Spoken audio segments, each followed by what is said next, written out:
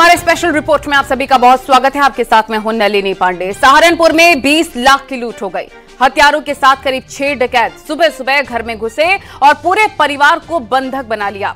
विरोध करने पर डकैतों ने मारपीट भी की और पुलिस को किसी जानकार पर ही शक है। डकैतों की तलाश में टीमें लगा दी गई हैं।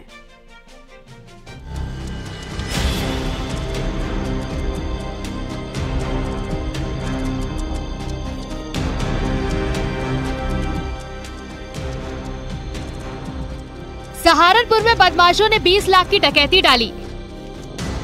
महिला और बच्चों को बंधक बनाकर बैठा दिया। घर के मालिक फुरकान ने जब बदमाशों का विरोध किया तो उसके सिर पर तमंचे की बट मारकर घायल कर दिया।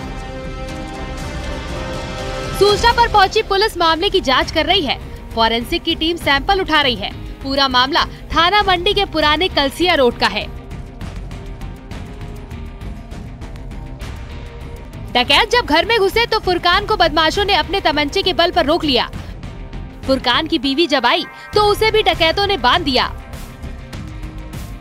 फुरकान के बच्चे जिस कमरे में सो रहे थे उस कमरे की बाहर से कुंडी लगा दी। फुरकान की पत्नी से अलमारी की चाबी ली और उसमें रखे 20 लाख कैश लेकर फरार हो गए। इसके अलावा करीब 2 लाख के सोने चांदी के जेवर भी लूट लिए। इस दौरान फुरकान ने विरोध किया तो डकैतों ने फुरकान के सिर पर तमंचे की बट से हमला कर दिया। यहाँ पर घर में गोल्ड था और नकदी थी, उसको लेकर लुटेरे फरार हो गए। एसपी सिटी अभिमन्यु मांगलिंग का कहना है कि टीमें लगा दी गई हैं और जल्द ही इस पूरे मामले का खुलासा कर दिया जाएगा।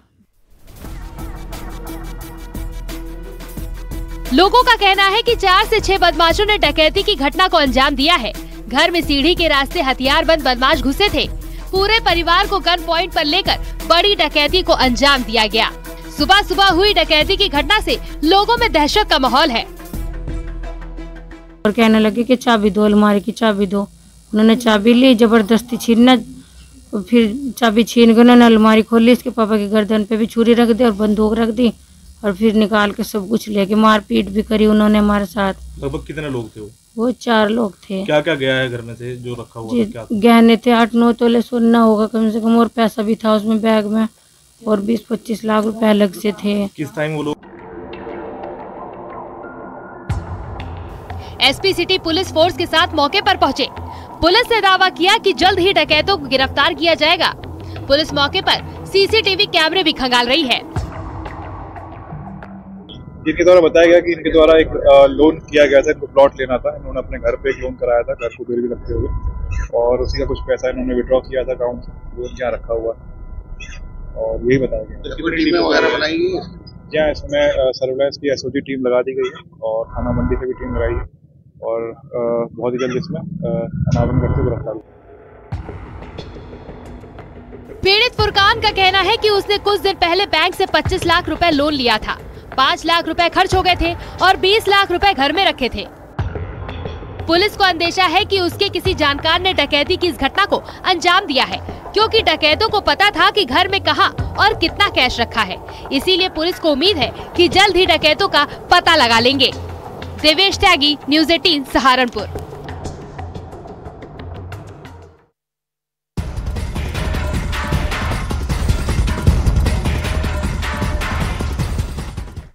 और जालौर में एक महिला को पति को वश में करने के लिए तंत्र मंत्र का सहारा लेना भारी पड़ गया। महिला का आरोप है कि मौलाना तांत्रिक ने वशीकरण मंत्र देने का झांसा दिया और फिर उसके साथ रेप किया। पुलिस ने आरोपी तांत्रिक को गिरफ्तार कर लिया है।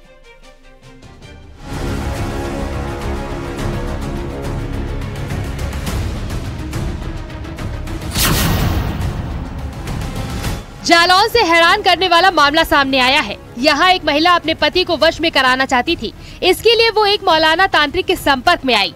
मौलाना तांत्रिक ने महिला से दावा किया कि वो अपनी झाड़ फूंक के बल पर उसके पति को उसका गुलाम बना देगा। मौलाना तांत्रिक की बातों में आकर महिला रोज उसके पास जाने लगी।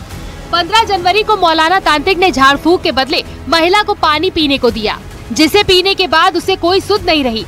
महिला का आरोप है कि इसी का फायदा उठाकर मौलाना तांत्रिक ने उसके साथ रेप किया। वाली महिला जो है वो थाने पे आकर के तहरीर दी। उसमें उसने आरोप लगाया कि उसके पड़ोस के ही एक व्यक्ति हैं जो झाड़ फूक का काम करते हैं, अपनी व्यक्तिगत समस्या को लेकर के उनके यहाँ जाती रहती थी। कल वो शाम को 4-5 बजे करीब गई थी, तो उसने आरोप लगाया कि उन्होंने मुझे झाड़ फूक के बहाने उन्होंने मुझे पानी पिलाया और उसके बाद मेरे साथ उन्होंने दुष्कर्म किया।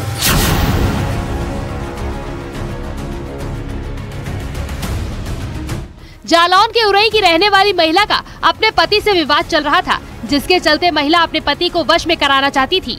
वशीकरण कराने के लिए मौलाना तांत्रिक के पास गई, लेकिन झाड़ फूक के चक्कर में तांत्रिक ने महिला के साथ रेप किया। अब महिला ने मौलाना तांत्रिक के खिलाफ थाने में शिकायत दर्ज कराई है। पुलिस आरोपी को हिरासत में लेकर पूछताछ कर रही है। तत्काल अभियोग पंजीकृत कर लिया गया है। इस संबंध में मुकदमा अपराध संख्या 36/2024 धारा 376-506 IPC का अभियोग पंजीकृत किया गया है। आरोपी से इस संबंध में हिरासत में लेकर पूछताछ की जा रही है और भी इसमें गहराई से छानबीन की जा रही है। सम्यक साक्ष्य संकलन के उपरांत इस संबंध में विवेचना का निर्दोष के आधार पर शीघ्र निस्तारण किया जाएगा।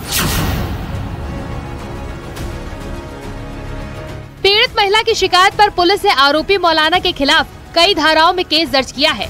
पुलिस आरोपी मौलाना को हिरासत में लेकर पूछताछ कर रही है, ताकि इस केस में और भी तथ्यों का खुलासा हो सके। अश्वानी मिश्रा, न्यूज़ 18 जालौन।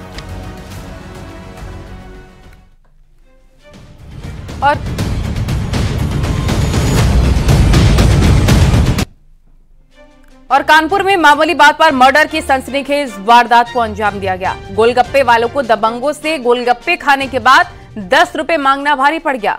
इलाके के दबंगों ने गोलगप्पे बेचने वाले प्रेमचंद्र को इतना पीटा कि उसकी मौत हो गई। पुलिस ने हत्या करने का केस दर्ज कर लिया है। 39 साल का प्रेमचंद्र पिछले 17 साल से गोलगप्पे बेचकर अपने और अपने परिवार का गुजर बसर कर रहा था। उसका एक बेटा और 3 बेटियां हैं। इलाके में रहने वाले धीरज और उसके साथियों ने पहले गोलगप्पे खाए, फिर पैसे मांगने पर उसकी जमकर पिटाई कर दी। प्रेमचंद्र के अस्पताल में इलाज के दौरान मौत हो गई।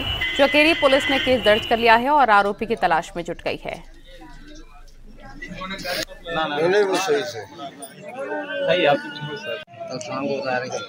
15/1/2024 को थाना चकेरी पर डायल 112 के माध्यम से एक व्यक्ति जिनका नाम प्रेमचंद है की मृत्यु के संबंध में सूचना प्राप्त हुई थी। सूचना प्राप्त होते ही पुलिस और सभी अधिकारी मौके पर गए। प्रेमचंद के शरीर पर कोई जाहिराना चोट के निशान नहीं थे, लेकिन फिर भी अधिक जानकारी के लिए शव को मोर्चरी में शिफ्ट करवाया जा चुका है, जहां पर पोस्टमार्टम और पंचायतनामा की कार्रवाई की जा रही है। पोस्टमार्टम में जिस भी प्रकार की रिपोर्ट आती है उसके आधार पर अग्रिम विधिक कार्रवाई की जाएगी। बताशे के पैसे को लेकर मामला इस कदर बढ़ गया कि दबंगों ने ना आव देखा ना ताव। बताशे वाले के पहले तो उठाई बताशे, फिर इन्हें फोड़ा और फेंका, फिर उसके बाद दुकानदार की कर दी पिटाई, जिसके बाद दुकानदार की हालत बिगड़ी और अगर परिजनों की माने तो तबीयत बिगड़ने के बाद उसे अस्पताल ले जाया गया, जहां उसकी मौत हो गई। अब इस पूरे मामले पर पुलिस जांच में जुटी। अब देखना यह होगा जब पोस्टमार्टम रिपोर्ट आएगी तो उसके बाद पता चलेगा।